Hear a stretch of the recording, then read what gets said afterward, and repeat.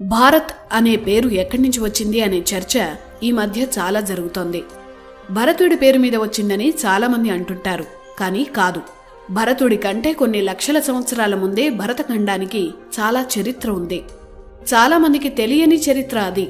అందుకే మన దేశానికి భరత అనే పేరు ఎలా వచ్చిందో సమగ్రంగా చెప్పే స్టోరీ ఇది.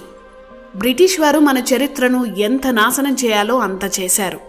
ఇప్పుడు మనం పుస్తకాల్లో చదువుతున్న చరిత్ర అంతా కన్ఫ్యూజనే. బ్రిటిష్ కాలంలోనే కోట వెంకటాచలం అనే గొప్ప చరిత్రకారులు ఉండేవారు. భారత చరిత్ర మీద ఎన్నో అద్భుత పుస్తకాలు రచించారు. ఆ పుస్తకాలను ఆనాడు బ్రిటిష్ ప్రభుత్వం స్వాతంత్ర్యం వచ్చాక మన ప్రభుత్వాలు కూడా కనపడకుండా చేశాయి. కానీ ఇంటర్నెట్ పుణ్యమా అని ఆయన పుస్తకాలు దొరుకుతున్నాయి. ఎవరో విదేశీయులు ఆ తర్వాత వారి ప్రేరణతో మన స్వదేశీయులు రాసిన చరిత్రను గుడ్డిగా నమ్ముతున్నామప్పుడు. కోట వెంకటాచలం